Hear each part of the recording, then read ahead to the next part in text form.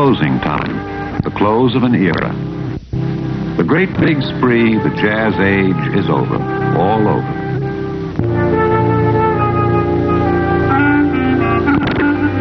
Little man, what now? Well, you can always sell surplus apples, 5 cents a piece on the street corner. And if you're bewildered, panicky at what's happening to you in your country, you aren't alone. One of America's biggest industrialists has openly admitted, I am afraid. Every man is afraid.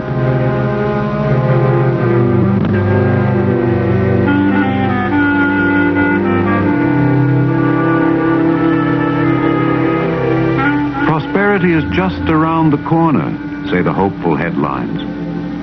But around the corners wind the lengthening bread lines, and a whole new class of citizens appears in American society. The new poor. And when private charity can no longer carry the burden, the states are forced to act. The New York governor, Franklin Roosevelt, is the first to supply direct emergency relief to the unemployed.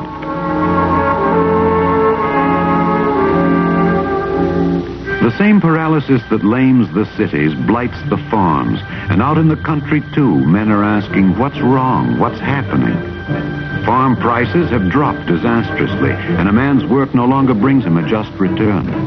The threat of foreclosure, of losing house and home, spreads through the conservative farmlands, and radical talk is boiling into action.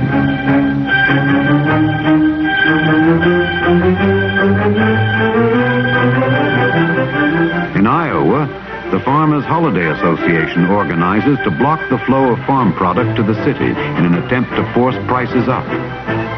It is illegal action.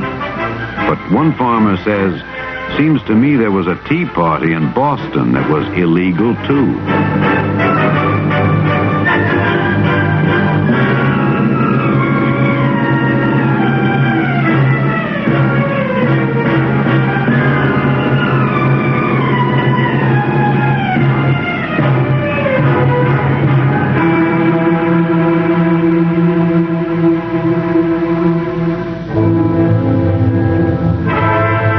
Crisis spreads. From all over the country, unemployed veterans of World War I march on Washington, 15,000 of them. They demand immediate payment of a cash bonus promised them for the future. They need it now. They want it now. But the Senate votes no, and authorities see in the bonus marchers a mob animated by the spirit of revolution, a menace to... Troops disperse the veterans and burn down their shanty settlement.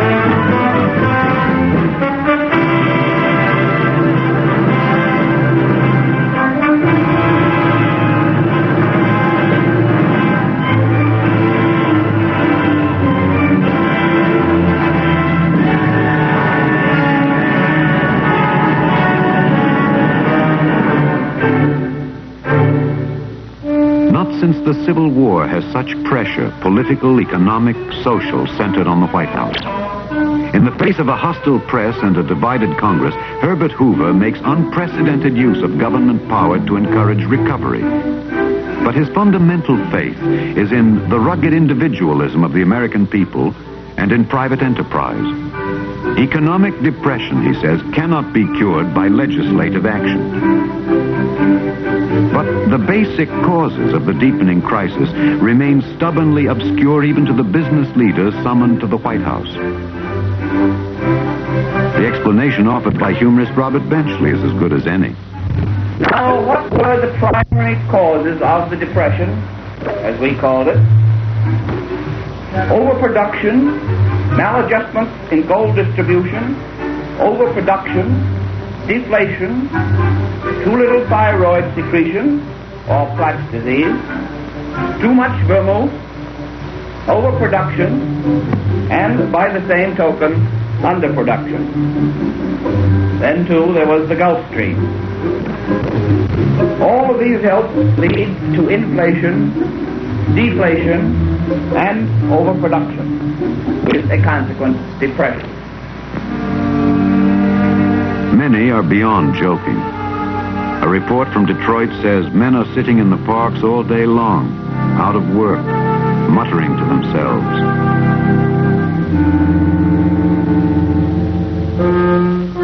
succumb to apathy.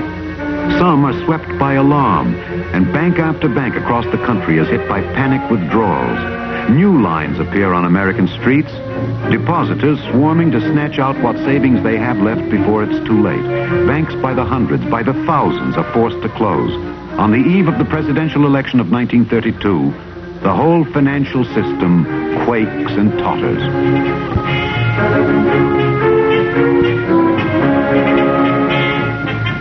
A bitter electorate, a frightened people, turns overwhelmingly against the party in power, turns hopefully toward a new national leader, Franklin D. Roosevelt. His campaign promise, a New Deal. His campaign song, Happy Days Are Here Again. Franklin Delano Roosevelt on his inauguration day. In the tension and antagonisms of the moment, the defeated president and the president-to-be barely speak as they ride together to the Capitol for the swearing-in ceremony. The day is overcast and sullen, shadowed by uncertainty in Washington and throughout the land. For America, something is ending this day, something is beginning, and no man can tell what. One thing only is certain on this 4th of March, 1933. The old order changeth, yielding place to new. From the 32nd President of the United States in his inaugural address come words that electrify for hope and assurance. This great nation will endure as it endured, will revolt, prosper. So first of all, let me assert belief that the only thing we have to fear is fear itself. Whatever may be said of him, this the people sense. He is not afraid.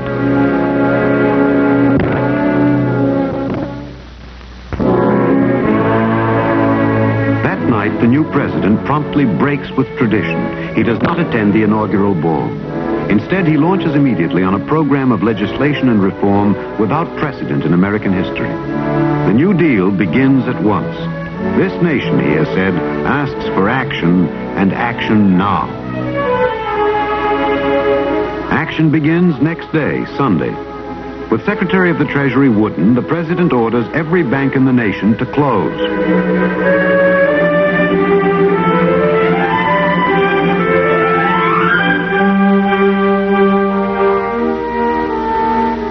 The holiday begins in a holiday mood for most. But to assure the public that the banks will reopen safely, the President hits upon his most popular innovation, an informal report direct to the man in the street, the fireside chat.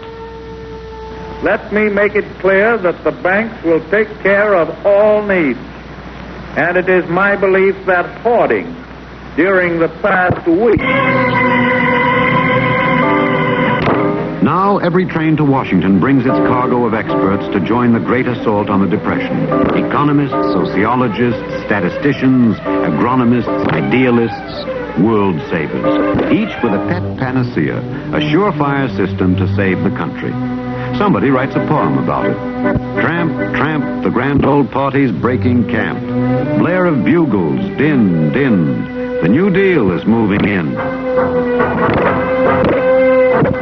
Along with master politicians like James Farley and Louis Howe, Republican floor leader, so give the president anything he needs to put out the fire.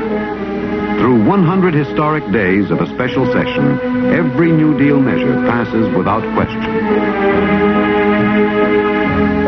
The country demands bold, persistent experimentation, the president says, and the country gets it. Secretary of Agriculture Henry Wallace launches the AAA, a program for managing and controlling America's farm resources. The new Secretary of the Interior, Harold Ickes, administers the PWA, a program of public works designed to create jobs for the unemployed. The Secretary of Labor, Frances Perkins, first woman cabinet member, expert in employment problems, and advocate of economic planning. Something like a war psychology grips Washington as the shakeup in government goes on night and day by headlong trial and error. Everything from federal theater projects to legalizing light wines and 3.2 beer. and an alphabetical avalanche of new offices and agencies, FERA, CCC, TVA. But the most urgent measure in 1933 is NRA, a system of codes administered by General Hugh Johnson to regulate wages, hours, and employment.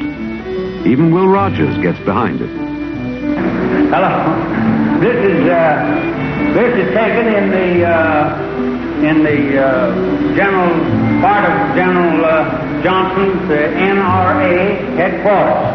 I have been here all night and all today working with him on a comedian's code for comedians, and we've had quite an argument. He wants to include the senators and the congressmen in this, and I'm fighting against that because us amateurs do not want to be classed with professionals. And I'm arguing with this guy Johnson, and he's tough, boy. He's tough, this fella. The thing has got to work. This whole NRA system has got to work, or else. I mean, or they say, or else what? Well, just else. There ain't gonna be nothing if it don't work. So all America rallies round the Blue Eagle, the symbol of NRA, the National Recovery Act. Will it work? Will it spread employment and raise wages? Well, Hugh Johnson has no doubt. If every employer will live up to the code or to his agreement under which he got the Blue Eagle, if every consumer will buy under the Blue Eagle and buy generously now to the very full of his prudent needs, American business and employment will show the biggest spurt that it has known for years, and we shall be on our way out of this depression before snow flies. Government by ballyhoo, some call it, and denounce NRA as national regimentation, alien to the American way. But most are caught up in the color and excitement of the times. Hasn't Roosevelt said, we are on our way and heading in the right direction?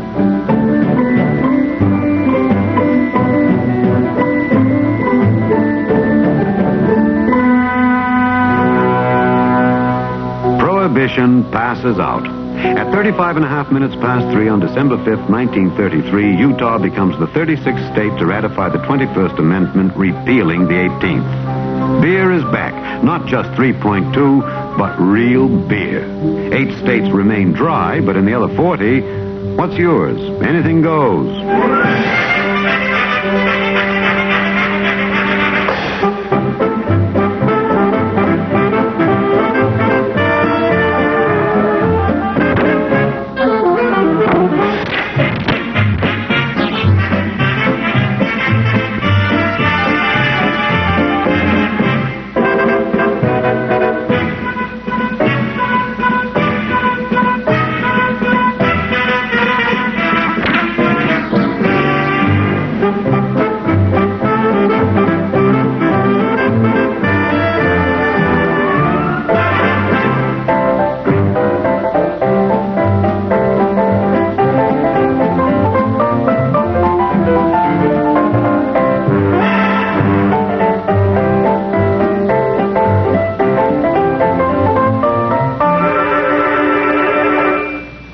New day in new times.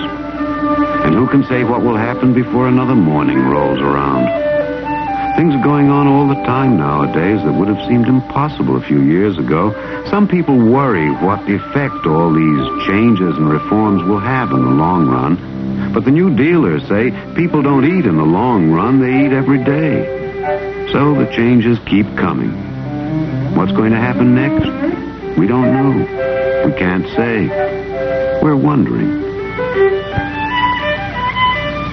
One thing that's happening, men are going to work for the government by the millions on new bill WPA. It stands for Works Progress Administration. But critics say it really means we poke along. Boondoggling, the shovel leaning, becomes the target for anti-administration whips.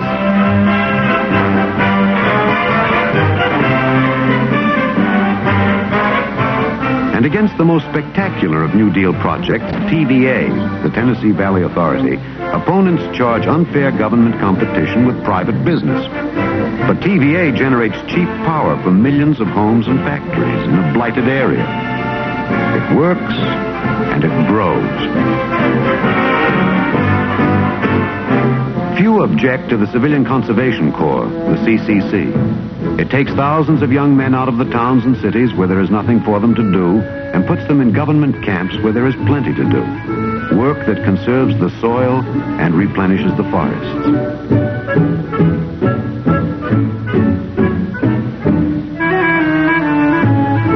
On the farmland, a paradox. The New Deal promises the more abundant life, but in the Farm Belt, abundance is a burden. Now, government agents go about preaching the gospel of crop control, the economics of farmers are paid not to plant. The AAA, the Agriculture Adjustment Act, seeks to bolster farm income by ordering crops plowed under, and millions of acres of wheat, cotton, corn are left unplanted. And yet, men are hungry. That such measures are needed, says Secretary Wallace, is a shocking comment on our civilization. But farm prices do go up. Farm income rises.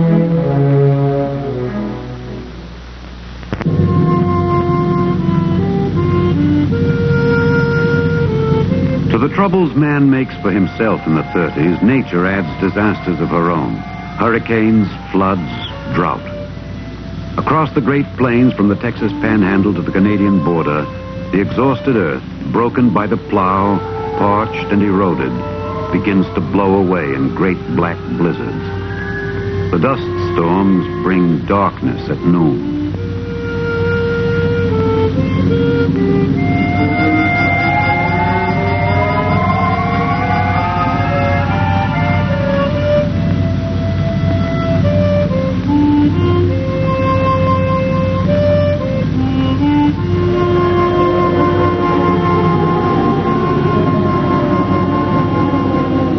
Lifetime turned to dust. A way of life ended. By the thousands, they abandon their homes, flee the Dust Bowl. The uprooted of Oklahoma give a name to the new breed of dispossessed Americans. Okies.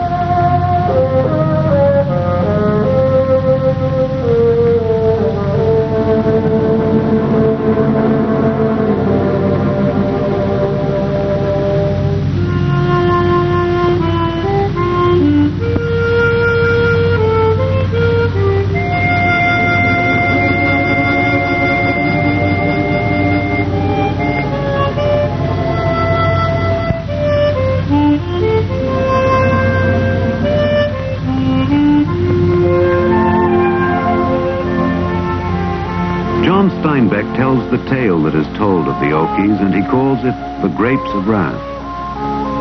They took the migrant way to the west. In the daylight, they scuttled like bugs to the westward, and as the dark caught them, they clustered like bugs near to shelter and to water.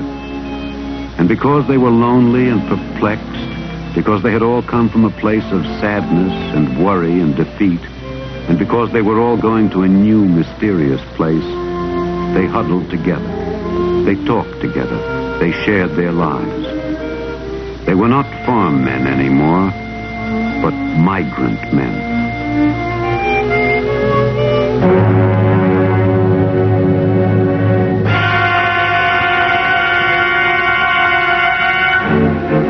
The voice of the demagogue is heard in the land.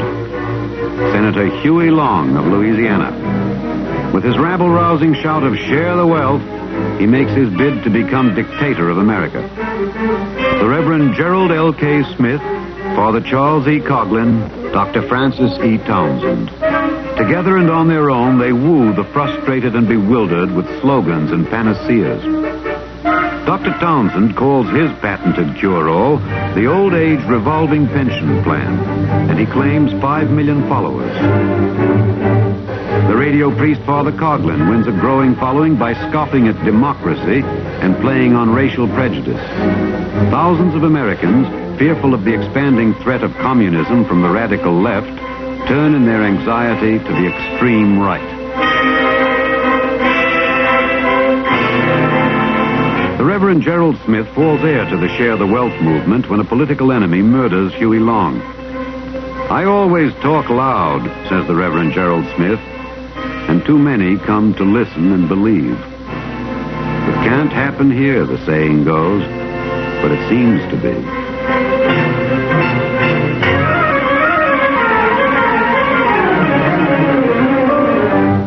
From Hyde Park on the Hudson, a different voice. Franklin Roosevelt relaxes with his wife and grandchildren at his ancestral home. Out of this patrician background has come his sweeping program of social security and reform, a lifetime in public service. Despite inherited wealth and privileged position, he has somehow acquired the common touch that endears him to the common man. A personal magnetism and inner buoyancy have smoothed his path in politics. Once he said to Orson Welles, "You and I are the two best actors in America."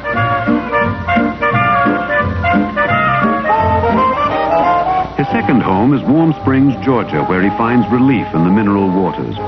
Infantile paralysis deprived him of the use of his legs at the age of 39. The President of the United States is the first man in history to achieve world stature without the ability to walk.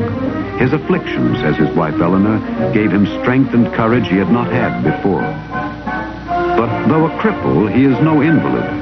At Warm Springs, he becomes Dr. Roosevelt and frolics with his fellow victims, whom he calls my gang.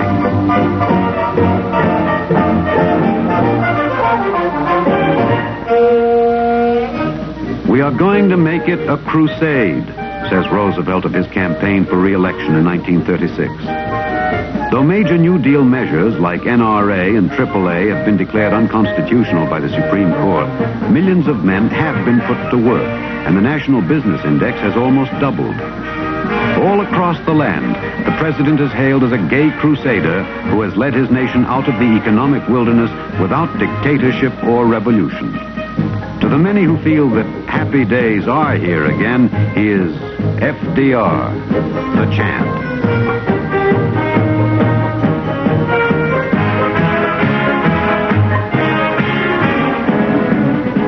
A counter-crusade rolls across the country led by the Republican candidate, Alf M. Landon, able governor of Kansas, successful oil man, middle-of-the-road conservative.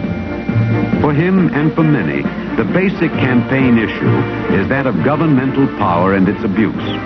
He says, The question raised by this issue, what powers the government shall have and what powers it shall not have, can be the difference between representative government and an organized authority wielded by one man.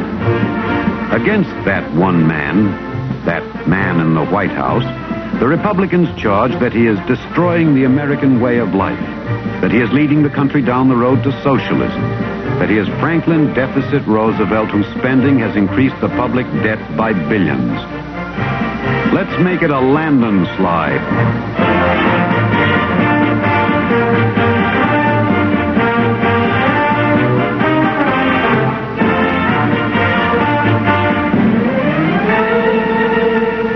Election night, 1936.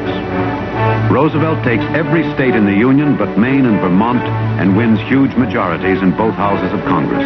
It is the greatest political sweep in history. During his campaign, the president said, "This generation of Americans has a rendezvous with destiny." The United States, moving toward that destiny, enters the second term of Franklin Delano Roosevelt.